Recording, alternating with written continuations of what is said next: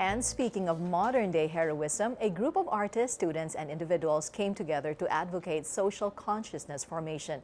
We now have in the studio Ms. Stephanie Tan. She's Dakila's finance director and has been involved with the group since 2007. Good morning, Stephanie, and welcome to Daybreak. Good morning, Thank you so much for having us. It's always a pleasure. Well, let's start first with one of the things that struck me the most when I was reading about Dakila was that shift in consciousness, or at least that shift in the idea with our national anthem, where we end with "Ang mamatay ng dahil sa'yo." But Dakila is telling us to change that to "Ang mabuhay ng dahil sa'yo." Right. I mean, not to change the actual national anthem, but you know the concept, I guess really of heroism. Because when we were talking about how "Ang mamatay ng dahil sa'yo" was, of course, you know, heroic. That was the concept before. But now, what's probably harder is that, you know, while we're still around, how do we, you know, now that we have the freedom and democracy and all these, you know, grand things, how do we move on and work with the problems and help each other solve it? So yun, and that's probably harder. That's, you know, instead of being pushed to the wall, how do you actually become Dakila or heroic? By just living. On a daily basis. Here, something like to live among the chaos is far more hectic. I mean, the life crazy, now, right? Yeah. Many choices, many things that we can do. We have laws, but then we also have options. So how do we do that? And what does Dakila suggest? Right. We're not experts and we're not going to say that this is, you know, the heroic path, but I guess that's why it's Philippine collective for modern heroism. Collective because we move together. We really try to be united and trying to figure out, you know, like, hey, what do you have in mind? This is what we think. And the way we do it is creative in the sense that well, as you can see in the photos, you know, there's a lot of rallies and everything, but we also try to make it really creative, you know, because we feel that the youth, I mean, you know, if there's a forum or if there's anything educational, you know, people are like, oh, I already do that like Monday to Friday. But, school. You know, but if you have something like, what we have is this like Active Vista Film Festival, working on the word activista, right? But actively viewing. And so we show human, or just regular films that are local, and then put like a flavor of a human rights flavor. And I'm trying to get people to understand and talk about, you know, very important issues, but you get their attention because it's something, you know, fun, and it's a movie and it's creative. And then you have all these artists who have such a hold in society, and they, you know, when they say something, the youth and our people will really listen. You know, and especially that's how it is with our Filipino culture. The industry really has a hold on the attention span of people. So we try to use that as well. And artists are the ones who started Dakila. You know, they were saying like, ano bang, what can we do? What can how can we use as an artist? We use our talents to invoke social transformation? Yes, that's right. Yes, that's right. So even like their celebrity status, you know, people are like, oh, what can we do more? Like if I already have all this influence among the youth, like how can I do that? How can I use that? So there. And one of the founding members was unfortunately also one of the victims in the tragic Bondok accident. That's Arvin Tado Jimenez. Tado kasi talaga siya. Tado talaga siya. Pero who were the others? And what were they thinking at that time? How did they actually believe that we Filipinos can be heroes? Well, Tado, you know, he really, since college days, since his young days, he's always been tibak, activista, but always creative, you know, and it's been such a personal mission for him to do such great things. In fact, he was the one who thought of ang mabuhay ng dahil sa'yo. So, it was a personal project. He wanted to scale 40 mountains and, you know, I guess film that and share that with the public before he reaches 40. So when he went up to the mountain province, that was a personal project actually, along with other advocates, and they just wanted to, share, you know, advocacies.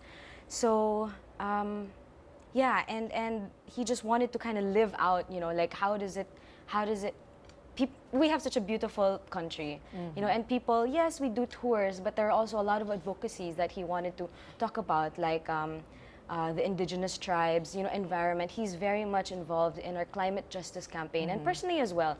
You know, he rides the bike just to promote that kind of not only healthy living, but he really lives it. And then I guess he wanted to explore the mountains and see a lot of the things that he can learn from the local art, our tribes people. So there. I was looking at your profile, and of Yeah. course the other members of Dakila. Right. All of you are creative, and you in particular. I was really very interested because even at a young age, even as a student in UP Diliman, you were a student leader. Right. You're a Pol Sci graduate, and at the same time, quite interesting, you're a member of the UP Touch Rugby varsity player. Well, and you're a certified pilot and scuba diver. yeah. The volleyball is Wow. just I'm in college. It's like My life they is call boring. no, not at all. No. I'm just a curious kid, and I guess that's why I got intrigued also with Dakila. You know, sometimes I find myself just curious and trying out different things. I've always been interested in politics, not necessarily government, but just the play on power and all of these, things. And UP played a big part. I mean, people always think that everyone there is an activist. Yeah, actually, that's what they it's told me when I actually applied not there. really. But not really. It's not, and sometimes I feel bad because I wish that we were more, Yeah. we were more out there and really active in doing our stuff. But anyway, so yeah, I guess as a young kid, I was just really curious, and one of the events that I went to was something with Dakila. It was a Linisin ang Pilipinas. During that time, that was when we had like problems with government. That was the call for anti-EVAT, and then there was the I Am Sorry, event of our former president, GMA. And people weren't coming out, although it was a question on our democracy. So people were just asking, are people already apathetic? Not just to go against her, but to just talk about also what's really happening. And so Dakila had this event, Linisan ng Pilipinas, where it was a 3-day weekend, and we literally, brushed the relief map, in Luneta of So, like drained it, brushed it, and then repainted it. So in that creative way, to clean the Philippines. And because it was a 3-day event, a lot of people in that surrounding area were asking, so what are you doing? And we're like, well, we want to clean the Philippines off of all this graft and corruption. And, even you and I, we also sometimes, right, like just not abiding by the traffic rules, Exactly. right? Or stuff like that. And so we have to start thinking about that and talking about it and helping each other. And we gathered thousands of people, and people came back the next day. So we were like, maybe we're not so apathetic after all. Maybe we're just looking for different venues. That's right. So yeah, even as a young kid, that was how I was. Which Dakila is trying to do, provide these avenues Right. for us to be part of it. Right, just we engaging. are aware of it though. But do you think we're less apathetic now, considering the many calamities that has happened? I mean, all the messages that we've been receiving. Right. Siguro naman by now. Yeah, and that's great. The spirit of bayanihan. I guess well, just thinking about it. There's like the short term. Everyone, when there's a calamity, everyone gives. Yeah. But how about now, in between? And that's why, like, even with Dakila, we also learned. At first, it was just ride. We have this thing called Ride Rock Relief. Where every time there's a calamity, we do an event, and then we do relief. And then we're like, wait a minute, ang dami ng beses, and we're not being sustainable either. So now we have this campaign, Bayanihan Republic, where you're trying to do relief efforts, but you also have to have the sustainability, and then you also have to have like the overall disaster risk management, and management. So. Of climate activities and there. So yes, when something hits hard at home, we react. But how about being more proactive? How about thinking about long-term solutions? And even when we're not emotional about certain things, that we still continue and to do our part. So that's where I think we're moving. But definitely people are less apathetic.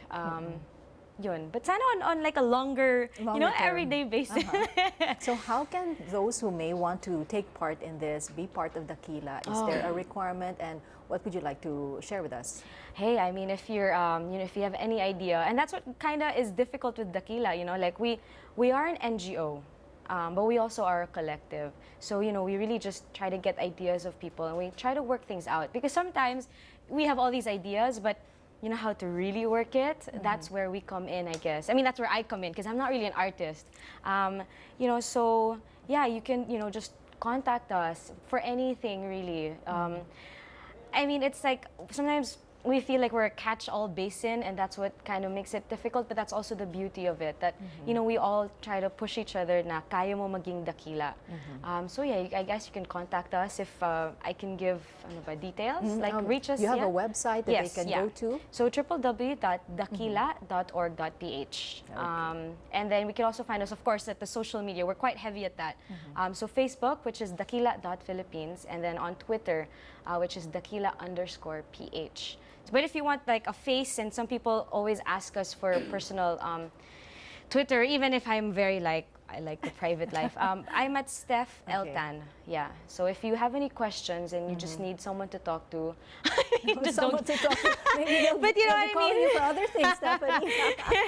So there, but yeah, you can reach us, you know, but our website is there, dakila.org.ph. Well, thank you so much for joining us Thank you so much. morning. It's always really an honor to be able to talk about, you know, our group and the things that we do. Thank you so much for this time. Thank you also. So Stephanie Tan, she's the finance director of Dakila, and we've just spoken with her and hopefully find out more about Dakila through their website and their other social media platforms.